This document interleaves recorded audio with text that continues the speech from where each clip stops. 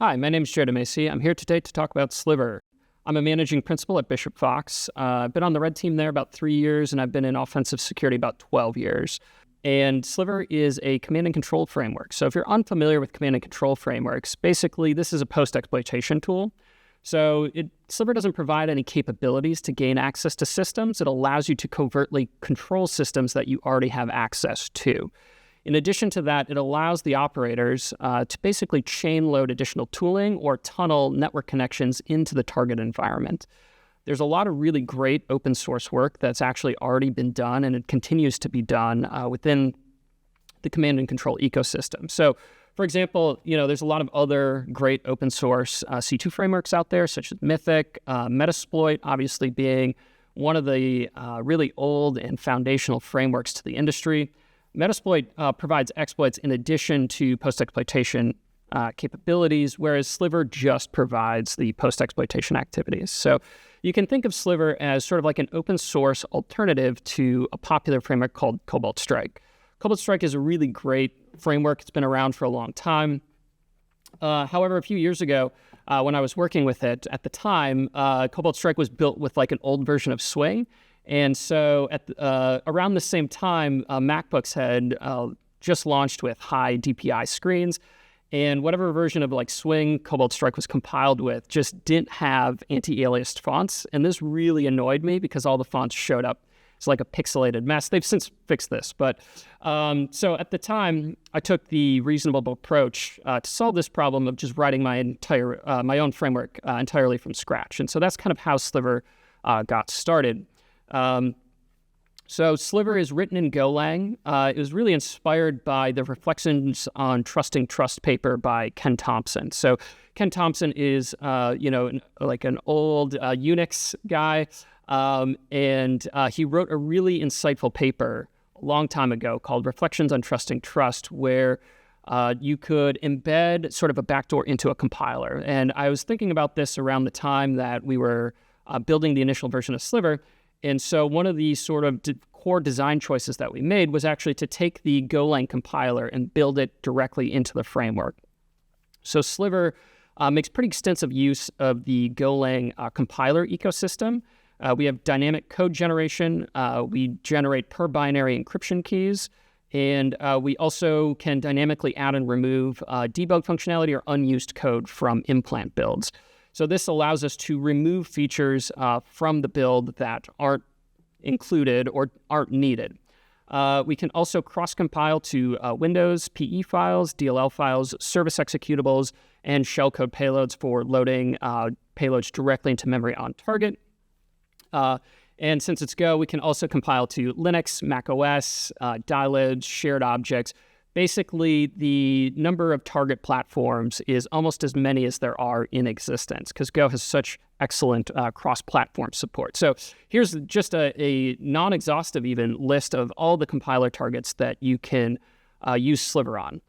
So the next time you need command and control on a NetBSD 32-bit machine, Sliver can run on that. So what are some of the other features within the Sliver framework? So Sliver includes Windows process migration, code injection, user token manipulation, all the sort of standard features that you would expect within a Windows environment. We also support in-memory .NET loading, COF and BOF in-memory loading, as well as side loading on Windows, Mac OS, and Windows. And we also include a Chrome runtime injection framework called Cursed. And this allows us to inject code into Electron applications or Chrome-based web browsers. The high-level architecture kind of looks like this. So at its core, Sliver uses gRPC for all of its communication internally, and it uses an event-based system built on top of gRPC. So you can have any number of operators connected to the server through mutual TLS, or locally the console runs through an in-memory gRPC connection. And this gives us a high level of security for all of those connections to and from the server, because obviously we were probably extracting pretty valuable information from the target. So we really want to maintain operational security. So Sliver generates and manages all of its own TLS certificates for you, so you don't have to worry about it. And it uses mutual TLS by default. So this is kind of what the architecture looks like in what we call multiplayer mode. So you can have any number of operators connected to the server, controlling any number of implants on target. And they can even be running on different operating systems. And here's kind of an example of the Electron and browser-based code injection framework that we use. So this allows us to inject code into browser runtimes. So for example, here we're injecting some code into a browser extension in order to gain control of that. We often use this to bypass modern authentication like U2F, for example, where there's some type of hardware attestation. What we'll do is we'll actually inject code into the user's browser extensions that allow us to proxy traffic directly through their browser instance and bypass these types of modern security measures. And this is just built directly into the framework for you. In addition to that, we also have a number of anti-fingerprinting technologies right out of the box. So for example, the server is designed in such a way to only respond to cryptographically attributed traffic to a binary which that server in particular generated. So we do this by embedding per binary keys into all of the implants that we then execute on target. And this was really inspired by WireGuard, and we actually support C2 over WireGuard as well. But WireGuard has a really interesting design philosophy around not responding to unauthenticated traffic. And this basically prevents you from ever discovering a WireGuard endpoint using port scanning. So we've applied a similar philosophy to the implementation of our HTTPS communication as well as the DNS communication. So while it's not impossible to still fingerprint these, we have made it, I think, a little bit trickier, at least. Initially when we were designing this, my first instinct was just to return sort of like randomized data for certain values. So for example, we would generate like a random PHP header and include that in the response. And this ended up actually not being the correct approach because while we were generating random data and it can be difficult to sort of target that, it actually did create sort of pivot points for people to create signatures on. So instead, what I found is actually the best way to approach anti-fingerprinting is to not return or return as little traffic or as little data as possible to people sending you requests and only to respond to traffic which is cryptographically attributable. So for example, all of the key exchanges that we use are single round trip. So we never go back and forth. As soon as we receive a packet of information or a request, we can confirm whether or not that originated from cryptographic key material that the server produced. And if it isn't, then we just have a very small response that goes back. So for example, a 404 with no additional headers, or within DNS, we just return NX domain. And this sort of prevents or helps prevent revealing too much application-specific behavior. Again, at least without sending us key material that we already know about. Now, there's certain situations where we have to return some data. So for example, JARM fingerprinting has become quite popular in recent years. And so we go ahead and randomize that sort of data in the event that we have to send some type of response to the client. So we have single round-trip key exchanges using AGE, which is a modern Golang encryption program. We also have replay detection, so each packet has sequence numbers in it, and we can detect replays, and we ignore those. And then we also randomize the X509 certificates by default. So we generate all of the common names and fields within those certificates probabilistically so that even if you can pivot off of some of the information, like a zip code or something, you're not necessarily going to be able to find every server on the internet that's exhibiting this type of stuff. So just some interesting, I think, approaches to designing this type of technology that I haven't really seen elsewhere. So another protocol that we support C2 over is, of course, HTTPS. HTTPS tends to be the most popular and common because there's so much HTTP traffic, especially in enterprise networks. So I think we kind of took a unique approach here as well, which is all of the traffic that the implant generates is procedurally generated. So the way that we do this is there's a nonce which is encoded into a request, which identifies the way in which that particular request was generated. And it basically tells the server where it can find this information. And we basically take that nonce and multiply it by a random number, and then use a hard code, or we use a modulus to basically recover the original encoder ID when it's sent to the server. So you can kind of see at the bottom here how that's calculated. And this basically allows us to send the same encoder ID over and over again, but have different values for each request. So if you look at C2 traffic, so for example here, we have several different requests that are being sent from the implant to the server, and none of the requests are ever the same. And no two requests share the same two values. So here we are, we're going to drop into a shell and run top just to generate some network traffic. And as it's running here, you can see the real-time communication going over HTTP, and you can see each request is encoded uniquely. There's a number of different encoders built in by default. So for example, this one encodes arbitrary binary data into English text.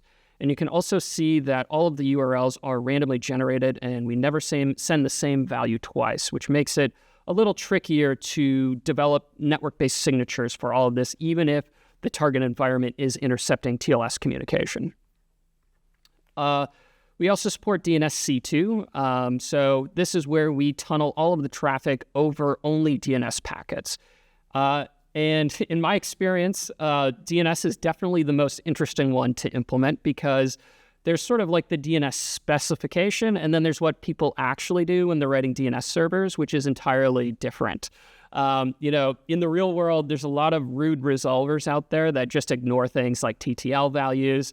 Even though DNS is a case-insensitive protocol, a lot of servers will mess with the case, or they'll encode information into the case of a domain that you're trying to resolve. And this can be a problem for us because we need to encode data into the subdomain of the DNS packet. And Sliver basically does this by dynamically switching between base 32 and base 58 encoding. So what we do is we generate some random data when we're trying to establish a session, and we encode it into base 58, and then we resolve it to the server. And the server responds with the CRC32 fingerprint of the data that it received as the IP address. This works out pretty well because IPv4 addresses are 4 bytes, and CRC32 is also 4 bytes. So the implant kind of talks to the server and is able to fingerprint the resolver to determine if it's going to corrupt data. And then we switch between base 58, which is a case-sensitive encoding, and base 32, which is a case-insensitive encoding, depending on whether or not the resolver allows us to get data through it. This is kind of what it looks like in the background. So here we're encoding data into a subdomain and then resolving it. So you can see here we fingerprinted the resolver. It will also sort of do a performance testing. So if you have like 3 resolvers and one of them's a little slow, it will actually prefer the faster resolvers as well. So for example, here is a fully encoded request to the server. You can see the subdomain contains all of the information, and we're using base 58 here. So this allows us to establish a somewhat performant, a connection over DNS, which tends to be a little tricky. If you're trying to detect this type of traffic, I highly recommend just doing entropy checks on the subdomains, because that will catch this really quickly. A lot of people don't look at DNS though, so I think we use it quite a bit. It's a nice way to get traffic out, and people really only detect it if they look, and not everyone looks. It's very easy to pick out if they do look though. So here you can see we're running it over the DNS channel, and it's fingerprinting the resolver, and we're going to get a shell back, and we can actually run a fully interactive shell entirely over DNS. And this is, again, dynamically switching between those different encoding mechanisms, depending on whether or not the resolver allows us to get more data through it. So Sliver's not just for red teams, though. Blue teams can also leverage Sliver in, I think, kind of interesting ways. So one of the other nice properties of this gRPC architecture that we've developed is that the client can be anything, including just a Python script. So we actually have a third-party library called Sliver Pie that you can install, and Sliver Pie can automate any interaction with Sliver that an operator could also perform. It's a fully scriptable client, and it has access to all functionality within the server. And that's, again, because the architecture requires us to implement all of this functionality over gRPC. And so any gRPC client immediately gets access to all of the functionality within the framework, which we like. So we use this to automate post-exploitation activity, but blue teams could also use it to create unit tests and regression tests for different types of detections. Since it's a completely sort of headless, automated way to interact with a C2 framework, you can use it to create playbooks and test your detections against those playbooks. We're also working on Sliver 1.6, so all of the features I've just showed you are within Sliver 1.5, which is currently released. However, we're also working on Sliver 1.6, which is an upcoming release. We're hoping to finish it in the near future, but there's some really exciting stuff, or I think really cool stuff in the new version that we've been working on. So for one of the new features that we've been working on is a feature called traffic encoders. And traffic encoders are basically a way to redefine the way that network traffic is encoded and really allow operators to arbitrarily define that. So if you've ever used Cobalt Strike and malleable C2 profiles, they're a little limiting. You can express a variety of different things within those frameworks, but at the end of the day, they always kind of look the same, and they're just kind of limiting. So what we want to do is allow operators to define their own functions to encode and decode traffic. So for this, we've been using WASM, or WebAssembly. So WebAssembly is a really exciting new technology. It's a bit of a misnomer because its applications go far beyond the web. And here we're actually using WAS0, which is a zero-dependency Golang runtime for WASM. So there's no browser involved in any of this. We're just using the WASM runtime to load arbitrary logic at runtime. So what traffic encoders allow you to do is you can take any language which compiles to WASM. We have examples for Rust, Go, as well as Zig. And you just have to implement this particular interface. So a decode function takes a pointer to a buffer and a size, and then it returns a pointer to a buffer. And then the encode function is the inverse operation of that.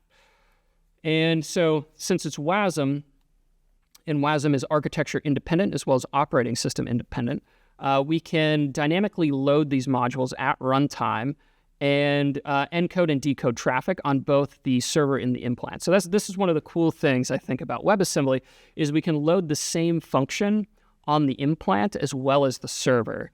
And regardless of if they're different operating systems, different CPU architectures, doesn't matter. We can load the same binary object in both the server and the implant. And as long as they're inverse operations of each other, we can arbitrarily encode and decode traffic on either end. And this allows operators to use Turing-complete languages to define the behavior, the network behavior of the implant, which means it's really difficult, or I would say it's basically impossible to write a generic network signature for something like this because it's Turing complete. So it can encode to anything, like it can be an arbitrary method.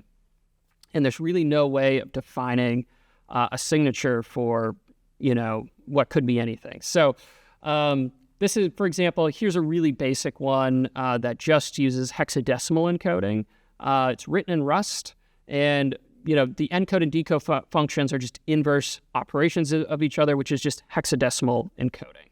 So here we can take this method, and we're going to just load it directly into the server. So any operator can define one of these binary objects and load it into the server, and then once it's there, you can compile an implant with it. So the first thing it's going to do, though, is it's going to just run some unit tests to verify that the functions actually operate correctly. So it's going to generate some random data of varying sizes and then try to encode and decode it and just make sure it gets the same data back. Once we've loaded and passed the tests, we can then generate an implant which with one of these traffic encoders embedded inside of it. Here, we're just going to specify the hexadecimal one. So now it's going to dynamically compile and generate all the code for that implant and embed the user-defined traffic encoder inside of it. From there, we can execute our payload on target. So here, I have debug functionality enabled just so we can see what's going on. And then we can interact with that implant once it's connected back to us. And you can see here, we have a Mac OS implant. And if we look at the traffic, you can see that the traffic has been encoded using this hexadecimal function, which we defined in Rust. Even though none of this behavior is in the default Sliver framework, we can arbitrarily redefine the network patterns.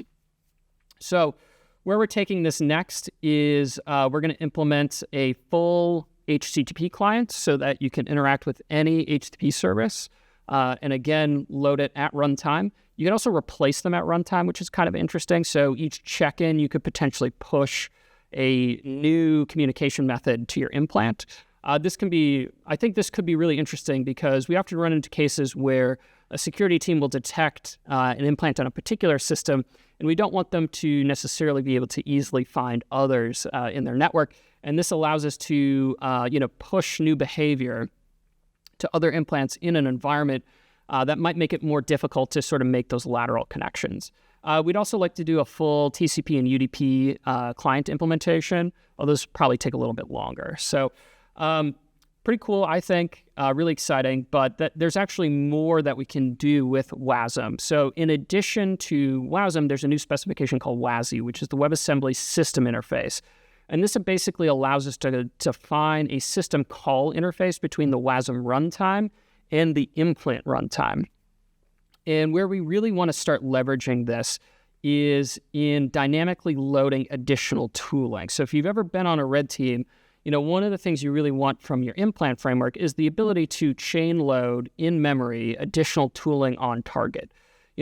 A lot of times it's better to just tunnel traffic from the attacker machine into the network, but sometimes you just have to load something on target. There's typically two ways of doing this in the current ecosystem of offensive tooling, which is using beacon object files. These are basically C object files that are loaded into the same memory space as the implants and then dynamically linked and called. The disadvantage of this is it can be a little unstable because you're loading the object file into the same memory address space as the implant. If there's a bug in your object file, it actually just crashes the whole process. They're really great for stealth, though. They're very difficult to detect because you're not calling load library or any sort of the functions that might be suspicious to an EDR platform. So beacon object files are very popular for this reason, but they just kind of incur this downside of stability issues. They're also platform specific. I mean, you can load object files on any operating system, but if you write one for Windows, it kind of only works there. The other option is native extensions. This is where you load a DLL file directly in memory, and then dynamically resolve functions within the DLL to call, or maybe a dylib or a shared object on Linux. Again, very platform specific. We can't use the same binaries on different platforms or different CPU architectures. It can be a little unstable because, again, we're still loading things into the same memory address space as the implant, which might be running in an existing program too. So again, fairly stealthy, but can be a little unstable. So what we've been working on is building general purpose WASM extensions to address some of these issues. So since WASM extensions execute within the WASM virtual machine, they don't incur these same sort of stability problems that you may encounter with native extensions or beacon object files. They're still stealthy. We're not calling load library. Everything's done in process. We're not creating any sacrificial processes or anything when we execute these things. So from that standpoint, also quite good. And they have the added benefit of being entirely cross-platform and cross-CPU architecture. So it ends up kind of looking like this. We can write a tool in our favorite language, Rust, Go, Zig, doesn't really matter. We'll compile it into a WASM module, and then the Sliver implant has the Zero runtime already embedded within it. And this is a zero-dependency cross-platform WASM runtime, and we load the WASM module into that and execute it, and then we give it access to the host operating system. We kind of just remove the sandbox because we don't need it. And this allows us to take the same binary artifact and execute it on macOS, Windows, Linux, BSD, anything we want. Now, for example, one of the things we might want to do is bring an entire Python interpreter. And that way we can execute arbitrary Python scripts remotely on the target entirely in memory. And this traditionally, Metasploit has this capability and a few other frameworks do, but it can be a little tricky to build and package and all sorts of stuff. So basically we can just take the standard C Python interpreter, compile it to WASM, and then execute it in this manner. But the first thing you're probably going to want to do is import a library, right? So the other thing that we've added to the WASM extension sort of ecosystem is we've implemented a virtual file system within the WASI runtime. So that way you can basically package files with your WASM extension and then access them as though they're on the remote file system. And the way this is implemented is whenever the WASM module makes a system call, a WASI system call to the runtime to access the file system, we just look at that file system call, and if it starts with memfs, we intercept it and redirect it to the virtual file system. And if it's anything else, we just forward it to the host operating system.